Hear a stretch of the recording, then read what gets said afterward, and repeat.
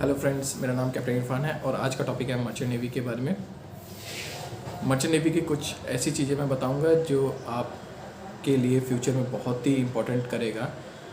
सबसे पहला मैं डाउट आपका क्लियर कर देता हूँ। मर्चेंट नेवी एक ऐसा फील्ड है जिससे आप सैलरी आपकी बहुत अच्छी रहेगी। उसके बाद में फिर अगर आप घर पे बैठे अगर 1 करोड़ 2 करोड़ कमा रहे हैं तो आप मर्चेंट नेवी में मत आइए, क्योंकि मर्चेंट नेवी एक ऐसा फील्ड है जिसमें आपको स्ट्रगल करना पड़ेगा, शिप में काम करना पड़ेगा।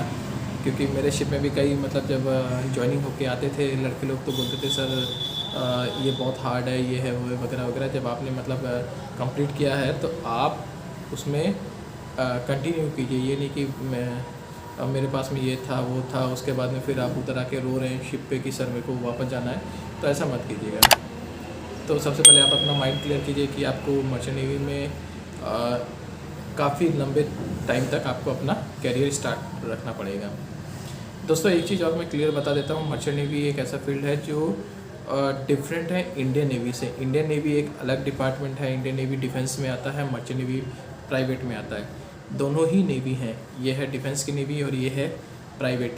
तो समझ लीजिए मर्चेंट नेवी का एक मतलब होता है जैसे आप कोई भी सामान लेके आते हैं लेके जाते हैं उसको उसमें आप करेंगे। इसमें कई तरीके की डिफरेंट वेसल रहेंगे, जैसे टैंकर हो गया, बल्क कैरियर हो गया, रोरो वेसल हो गया, और डिफेंस में हो गया सिर्फ आपको वॉरशिप्स मिलेंगी, तो ये सारे रहेंगे। और इंडियन नेवी के अंदर की जो लाइफ है वो अलग है, मर्चेंट नेवी की अलग है। और अगर आप मर्चेंट नेवी में ही अपना करियर स्टार्ट करेंगे तो आपने 10th कंप्लीट किया है, आपको ज्वाइनिंग करना है, तो आप इस 10th के बाद से भी आप ज्वाइन कर सकते हैं। अगर आप कुकिंग लाइन में इंटरेस्टेड है तो CCMC कोर्स कर लीजिए। अगर आप 10th कंप्लीट किए हैं तो GP रेटिंग कोर्स कर लीजिए। 12th कंप्लीट किए हैं तो GP रेटिंग कोर्स कर लीजिए। और अगर आप पढ़ाई में बहुत अच्छे हैं, PCM है आपका, तो आप BSc नॉटिकल साइंस कर लीजिए। ये फील्ड में या तो फिर इलेक्ट्रिकल ऑफिसर का कर लीजिए, मरीन इंजीनियरिंग का कर लीजिए। इस डिपार्टमेंट में आपको कई अलग अलग आपको कैरियर के लिए अपॉर्चुनिटी रहेंगी। तो आप पहले फोकस कीजिए कि आपको कौन से उसमें अपना कैरियर स्टार्ट करना है। तो सबसे पहले आप अपने क्वालिफिकेशन पे ध्यान दीजिए कि आपने क्वालिफिकेशन क्या की है। उसके बाद आप नेट पे सर्च कीजिए मर्चेंट नेवी एकेडमी के बारे में। उसमें कई एकेडमी आती हैं, आप उसमें जाइए, पता कीजिए कि सर मैंने ये पढ़ाई की है, इसके बाद में मेरे को क्या करना पड़ेगा। ये सारी चीज़ आपको एकेडमी वाले पूरा बताएंगे।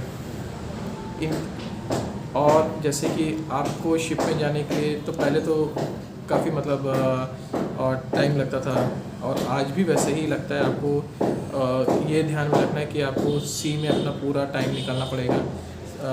वेदर भी ख़राब रहता है, वेदर अच्छा भी रहता है, ख़राब भी रहता है। आपको उस एटमॉस्फेयर में रहना ज़रूरी है। तो आप मेंटली प्रिपेयर रहिए कि आपको किस तरीके से शिप के अंदर में काम करना पड़ेगा।